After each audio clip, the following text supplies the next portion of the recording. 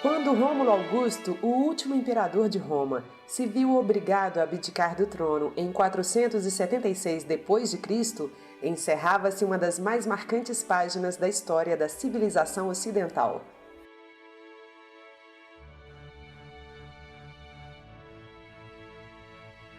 Roma havia surgido 12 séculos antes, a partir de uma comunidade agrícola na Península Itálica, evoluiu para uma monarquia, posteriormente para a chamada República, e tornou-se o maior império da antiguidade, expandindo-se sobretudo pela excelência militar, por um comércio sofisticado e pela notável capacidade de assimilar outras culturas e religiões, dando à sua civilização um caráter cosmopolita e urbano que se tornaria um legado dos mais marcantes nas artes, na política, no direito, na arquitetura e no urbanismo da humanidade.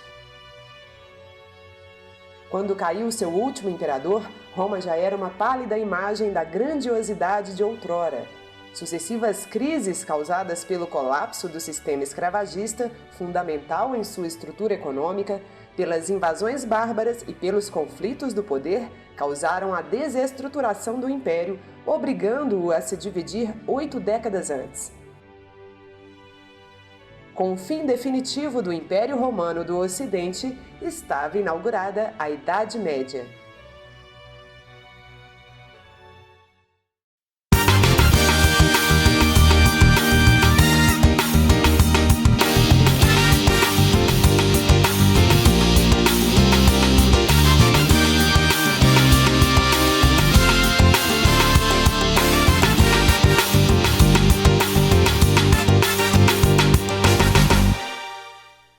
Pensar esses conceitos de Ocidente e Oriente é algo relativamente novo. Esses conceitos normalmente são baseados em estudos cartográficos, causam uma confusão muito grande na cabeça dos alunos do ensino fundamental e do ensino médio. O Ocidente, a gênese do Ocidente, como a gente conhece, normalmente é a Idade Média. Mas os elementos ocidentais que são mais conhecidos, eles estão presentes mais na Baixa Idade Média. Na Alta Idade Média, a gente pode dizer que esses conceitos estão sendo fomentados. E a gente quer que nessa aula, vocês estão assistindo, vocês assistam como vocês não soubessem disso. A maioria dos historiadores situa a Idade Média entre os séculos V e XV e a divide em 2 fases. Os primeiros 5 séculos seria a Alta Idade Média e a Baixa Idade Média os 5 séculos posteriores. A chamada Alta Idade Média é o período que se segue à ruralização do Império Romano, que a partir do século III passa a se interiorizar de forma lenta, mas constante, se afastando assim das margens do Mediterrâneo, o que significava abrir mão da economia de comércio. Já não mais contava com um fluxo de escravos suficiente para atender às suas necessidades econômicas e também não se pode dizer que possuía legiões bem treinadas e em número suficiente para deter as migrações dos povos ditos bárbaros, que haviam se intensificado nos últimos 200 anos. Normalmente, quando pensamos em Idade Média, pensamos nos castelos e nos cavaleiros de armaduras com suas longas lanças, sempre apaixonados por uma dama da corte. Entretanto, essa Idade Média tão lembrada é a Baixa Idade Média, a segunda e última parte desse período histórico que só existiu porque construiu algo chamado feudalismo, o que significa dizer que não existia feudalismo na Alta Idade Média. Logo, Idade Média não é igual a feudalismo.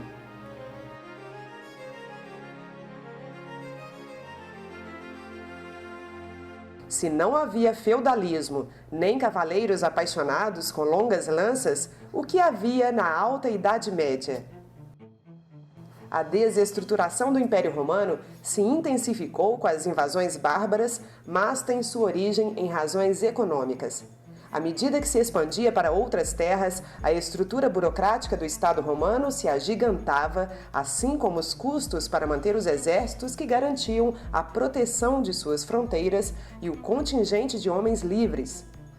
Com o mundo ocidental conhecido, já conquistado quase que em sua totalidade, a oferta de mão de obra escrava declinava vertiginosamente.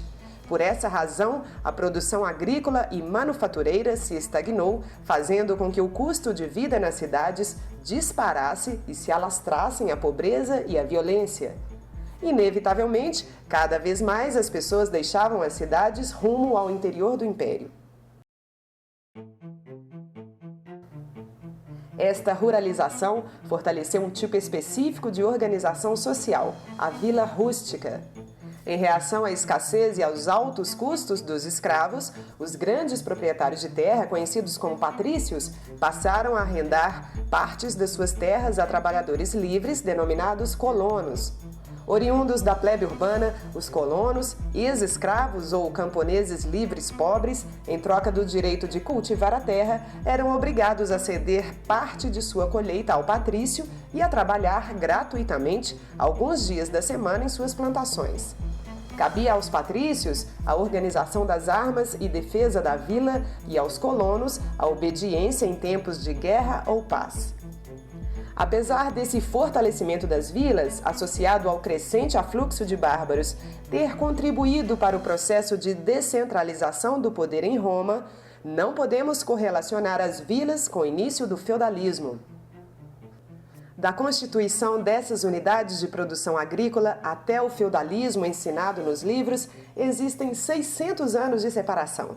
Lembrando que com a queda da cidade Roma, povos inteiros foram se instalando naquelas terras, ora aceitando as vilas, ora destruindo-as e incorporando seus habitantes como escravos, o que nos sugere um período muito longo de guerras que de maneira alguma contribuiu para que as vilas continuassem funcionando ou para o estabelecimento daquilo que futuramente chamaríamos de feudo. Outro marco importante da Roma Antiga e fundamental para o entendimento do período medieval ocorreu no início do século IV, quando o então imperador Constantino converteu-se ao cristianismo, dando fim a 3 séculos de perseguição aos seguidores dessa religião. Mais tarde, o cristianismo tornar-se-ia a religião do Império e Roma, o seu centro clerical político. É este período estranho, indefinido economicamente, sem unidade política, em que se preferia usar as pedras e o mármore das antigas construções romanas, a retirar material das pedreiras e raspar o nome dos antigos imperadores romanos para escrever por cima o nome de seus chefes tribais, é o que chamamos de Alta Idade Média e que também ficou conhecido como, e agora será fácil entender o porquê do nome, formação dos reinos bárbaros. Afinal, não foram reinos que conquistaram as terras controladas pela cidade de Roma, e sim várias e diferentes tribos.